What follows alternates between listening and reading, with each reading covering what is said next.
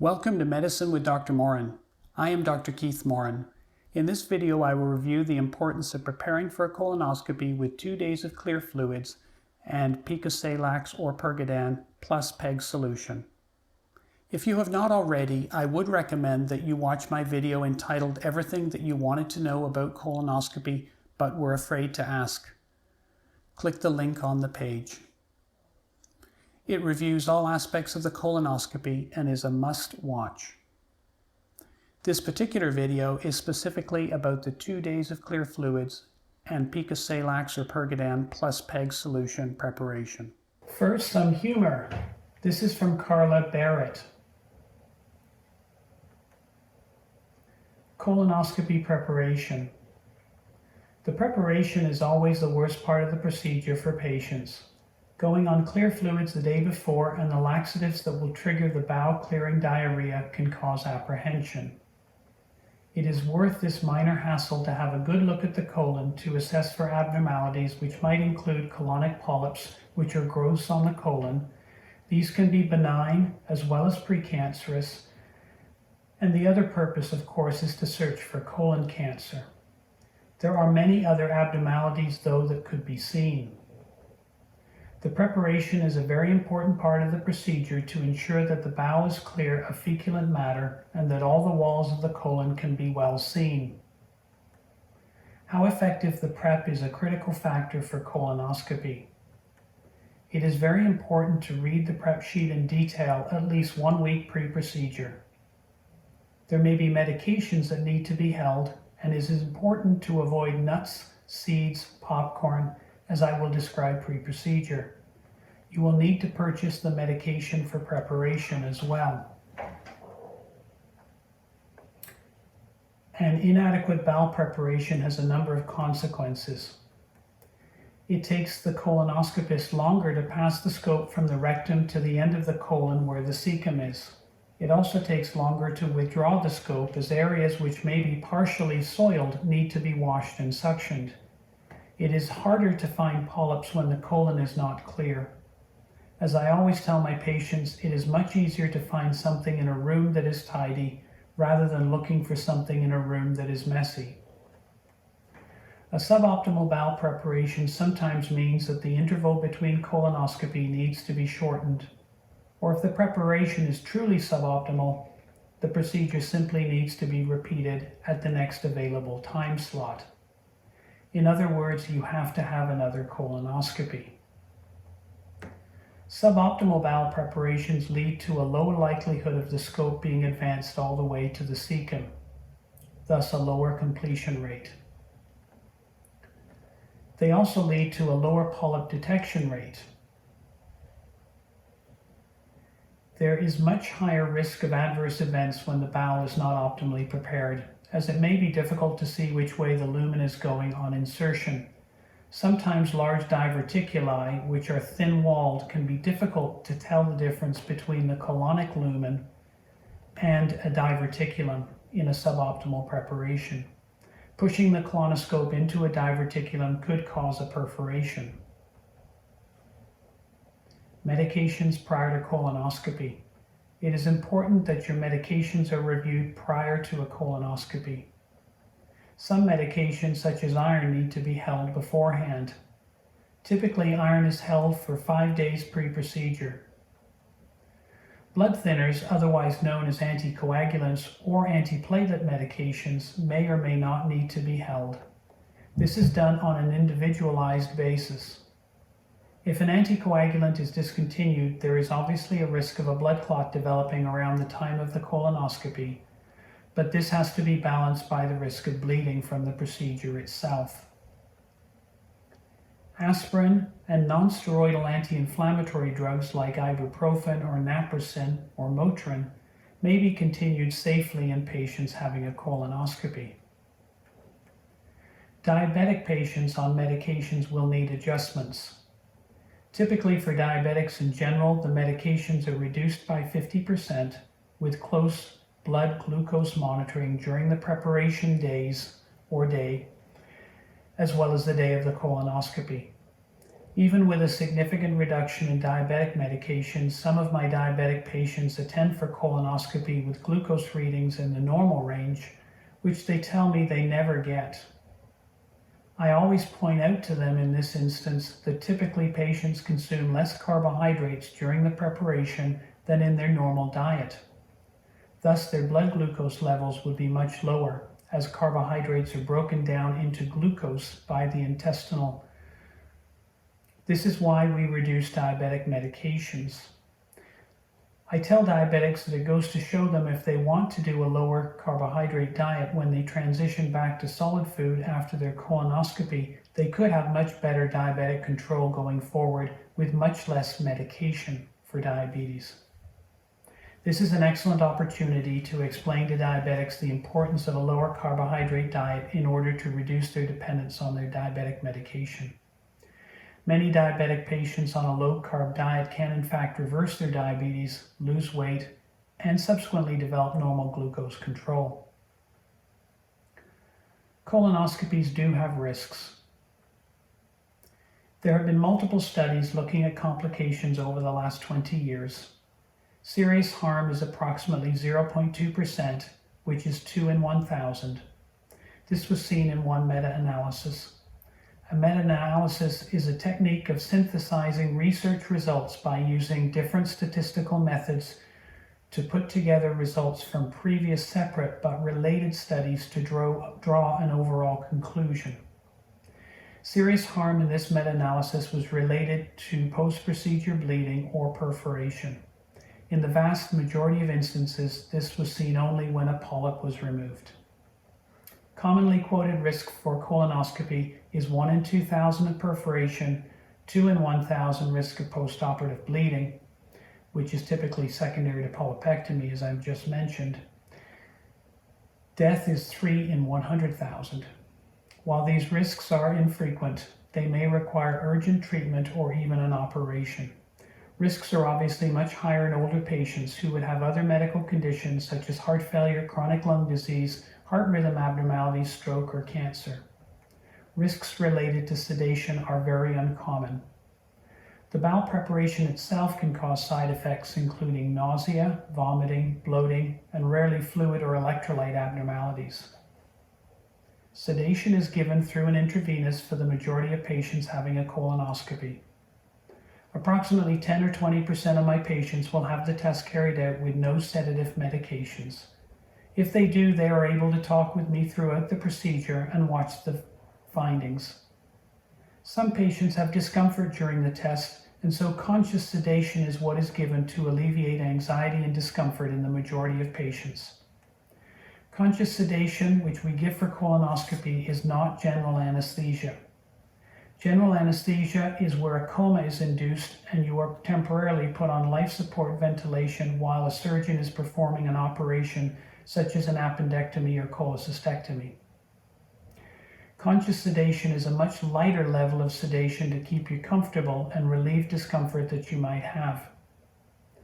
You will breathe on your own, and if we need you to change your position during the colonoscopy, you will be able to with my and the nursing staff assistance.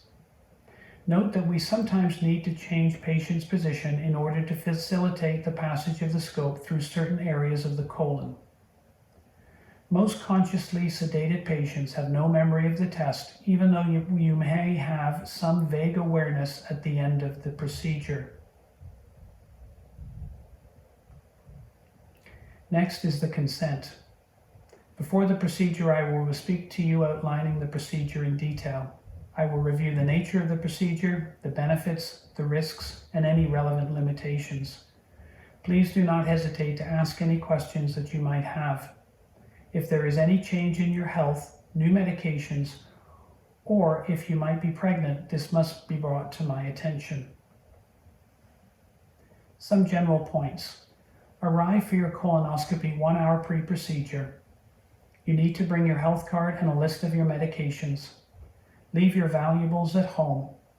It takes time for you to be assessed by the nursing staff and prepare for the procedure with an intravenous and appropriate attire.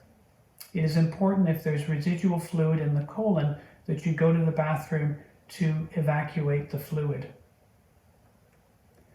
Once we take you into the endoscopy suite and we are ready to start, we position you right up on your left-hand side and you will be facing the screen.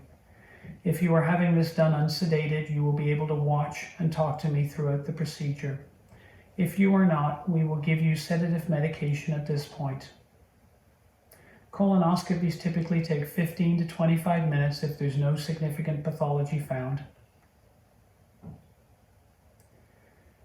It can take much longer or even up to an hour if there is significant pathology. This can occur if there are multiple polyps, a large polyp,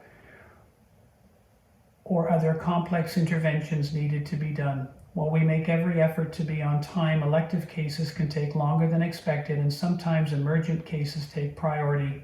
I always recommend that patients bring something to read and be prepared to wait. Patients typically are discharged 20 to 60 minutes post-procedure. If needed, blood work will be done post-procedure. Additional imaging, if needed, for further workup of your symptoms will be arranged at that time also. I will speak to you post-procedure. If you wish me to speak to a family member as well, I am happy to. Let the nursing staff know this. I will give you a discharge sheet when you leave, which will circle the relevant findings of the colonoscopy and the follow-up plan. If you did not receive sedation, you can go home immediately after the procedure once you have changed, and you can drive and go about your day as you normally would. If you received sedation, you must have a family member or friend to take you home and remain with you. You cannot drive, operate machinery, or make any major decisions for the rest of the day if you receive sedation. Most patients have no discomfort after the colonoscopy. Very few may feel some bloating due to residual gas.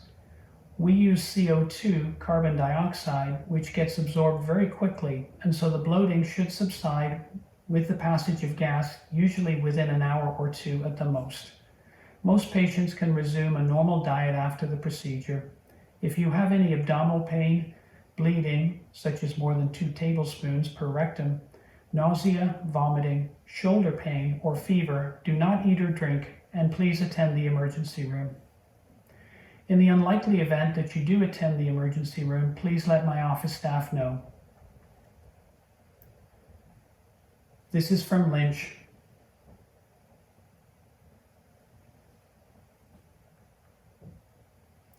"4 days before the colonoscopy. Avoid nuts, popcorn, seeds, which would also include multigrain bread, fruits or vegetables with seeds.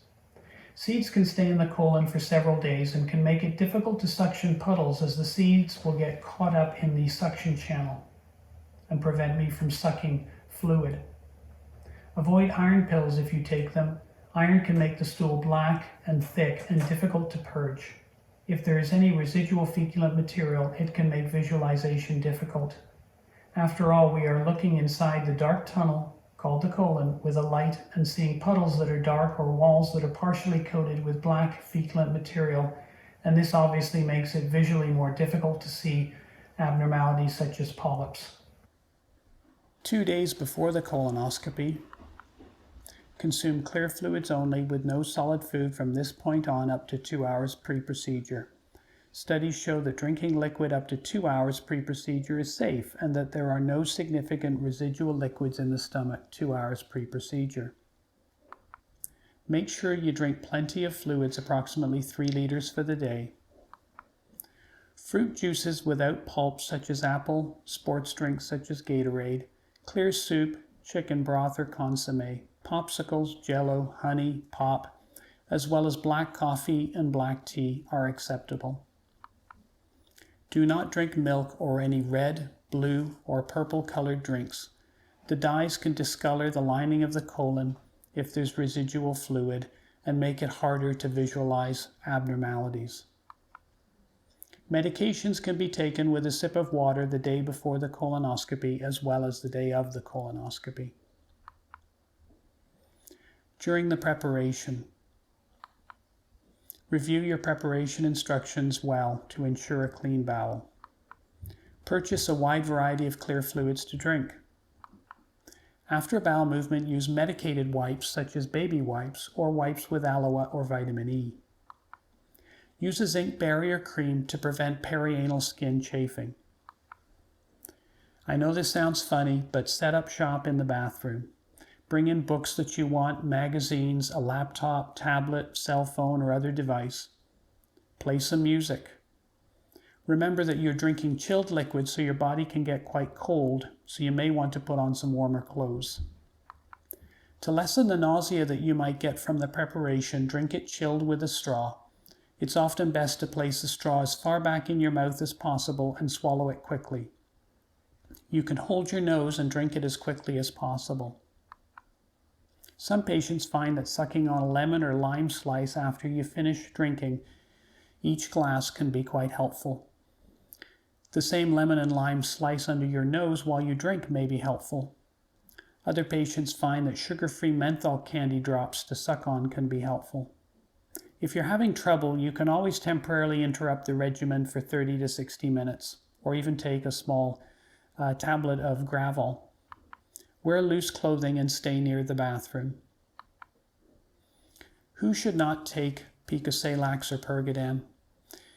Well, if you have cardiac disease, active Crohn's or active ulcerative colitis, as well as kidney or liver disease, you should not take this preparation. If you take diuretics or anti-inflammatories or certain blood pressure medications, you should not take it either. Call my office for another preparation if this is the case. Now for the preparation instructions. Picosalax or Purg-Odan can be used interchangeably depending on what your pharmacy has in stock. It does not matter whether you purchase one product over the other. 2 days before the test, both at 2 p.m. and again at 7 p.m., consume 1 sachet of Picosalax or Purg-Odan. To do this, empty the contents of the sachet into a mug with 150 milliliters of cold water. Stir it for 2 to 3 minutes until it's completely dissolved. Then drink it. Consume 2 liters of clear fluids containing sodium, which are Gatorade, sports drinks, or the like, over the next 4 hours after you have the sachet. This medication will work within 1 to 3 hours. 1 day before the test at 2 p.m. and at 7 p.m., drink 1 liter of PEG solution over 1 hour. You can pause the video at this point to take a picture of the screen on your cell phone camera. That way you can refer back to it when you need.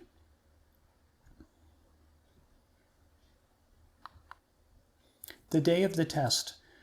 4 or 5 hours before your colonoscopy, chew 2 simethicone tablets, which are typically 125 milligrams each.